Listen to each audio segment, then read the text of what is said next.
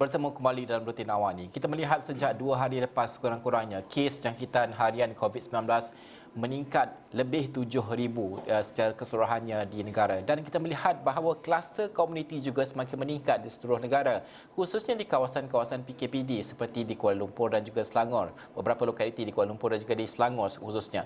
Di mana kesilapan ataupun kelemahan ini untuk kita melihat, dan apa lagi penambahbaikan yang perlu kita lakukan? Saya nak bersama dengan Profesor Dato' Dr. Ahmad Zubaidi Abdul Latif, iaitu pakar perubatan dan sains kesihatan Universiti Sultan Zainal Abidin UNIZA dan ahli kluster perubatan dan sains kesihatan KERBI, Profesor Malaysia. Assalamualaikum Prof, terima kasih kerana bersama dengan kami pada jam ini. Prof, pertama sekali kalau kita lihat pada Rabu lepas khususnya, kluster komuniti ini sebenarnya mula menunjukkan peningkatan, mungkin di beberapa buah negeri juga. Bagaimana Prof untuk kita melihat dan juga memahami pola jangkitan terutamanya selepas PKP 3.0 ini kita laksanakan sejak Jun lalu. Kalau di Kuala Lumpur dan juga Selangor ini, kebanyakan kawasan di Kuala Lumpur, lokalitinya dan di keseluruhan, hampir keseluruhan Selangor itu berada di bawah PKPD. Bagaimana untuk kita memahami pola ini, Prof? Waalaikumsalam warahmatullahi wabarakatuh. Pertamanya, kami daripada kluster kesihatan Akademi Profesor Malaysia ingin menyatakan terima kasih kerana kesudian pihak Astro Awani untuk pertama untuk kita berkongsi pandangan. Sebenarnya apabila bilangan daripada kluster ekonomi ini meningkat, sebenarnya ialah satu daripada keadaan yang menunjukkan bahawa ini ialah satu contoh di mana vektor itu ialah manusia sendiri. Dan memang apabila vektor itu ialah manusia sendiri, memang akan terjadinya peningkatan, kadang-kadang mendadak dan kadang-kadang kurang mendadak.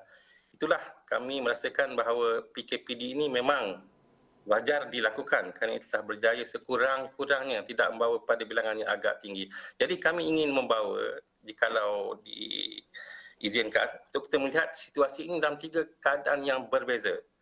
Untuk situasi pertama, walau apa jua keadaan di mana kadar ini meningkat, bahawa kita tidak perlu merasa takut atau terlampau bimbang. Sebaliknya, kita mesti sentiasa berpegang kepada konsep yang akan saya terangkan dari segi primary prevention ataupun secondary prevention. Itu yang pertama. Tidak perlu ada rasa panik ataupun gugup. Yang kedua ialah perlu ada perancang yang kita lihat dari segi pelan peralihan tersebut telah ada perancangan, tapi ianya boleh ditambah baikkan lagi. Oleh kerana kita sedar sekarang ini kita mempunyai varian daripada Lambda dan mungkin akan di varian lain lagi yang boleh menyebabkan pesakit-pesakit yang tidak ada comorbidity pun. Terdapati ada pesakit-pesakit yang masih lagi dalam keadaan muda, tidak ada darah tinggi, tidak ada kencing manis. Mereka juga kadang-kadang ada yang terpaksa dirawat dengan melalui alat pernafasan dan ada juga yang terpaksa meninggal dunia. Jadi kami rasakan bahawa untuk menghadapi keadaan ini, kita perlu bersikap proaktif dan kita mesti pastikan bahawa perancangan kita mesti berdasarkan kepada beberapa konsep yang akan saya tekankan nanti. Dan yang ketiga ialah sebenarnya ini ialah peluang juga untuk kita meningkatkan targeted vaccination. Kalaulah tidak ada bilangan tinggi, sukar untuk kita melihat target-target grup golongan sasaran yang perlu kita tingkatkan vaksinasi. Jadi secara umumnya kami rasakan apa yang dilakukan oleh kerajaan pada hari ini boleh dipertingkatkan lagi jikalau kita mengamalkan komunikasi yang mesra dan telus di antara Kementerian Kesihatan, di antara hospital-hospital yang berada di bawah pengawasannya, dan juga yang paling penting ialah bahawa kita mesti memastikan bahawa masyarakat yang terpaksa menerima beban penyakit itu berada dalam keadaan yang proaktif. Prof, apa yang Prof sentuh tentang bahawa vaksinasi itu sudah pasti ia sedang dilakukan pada ketika ini, mungkin boleh dipertingkatkan dari masa ke masa mengikut kepada jumlah bekalan.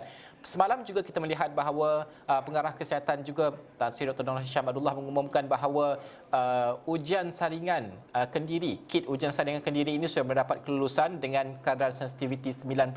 Kita melihat, adakah kita melihat bahawa saringan ini, kalau orang dah boleh buat ujian saringan kendiri ini akan lebih baik untuk kita mengesan lebih banyak kes, lebih mudah untuk kita kawal dan sebagainya?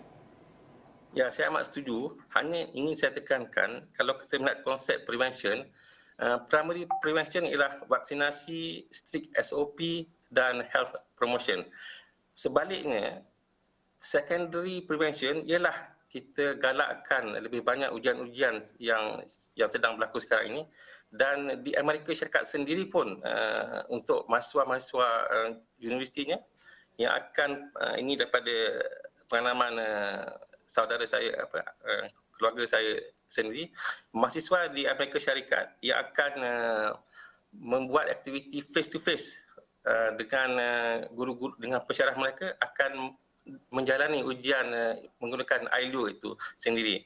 Kerana maksud saya sendiri dan rakan-rakan semua yang telah pun menjalani ujian PCR ataupun RTK, apabila dilihat apa sesuatu diambil ke dalam anak tekak kita, pemfaring kita, ianya amat menyakitkan. Dan saya sebagai seorang pakar bedah otak juga kadang-kadang risau jikalau bahan yang digunakan itu boleh tembus kepada otak kita. Jadi saya rasa amatlah wajar kalau kita pertingkatkan lagi ujian dengan menggunakan ILO itu.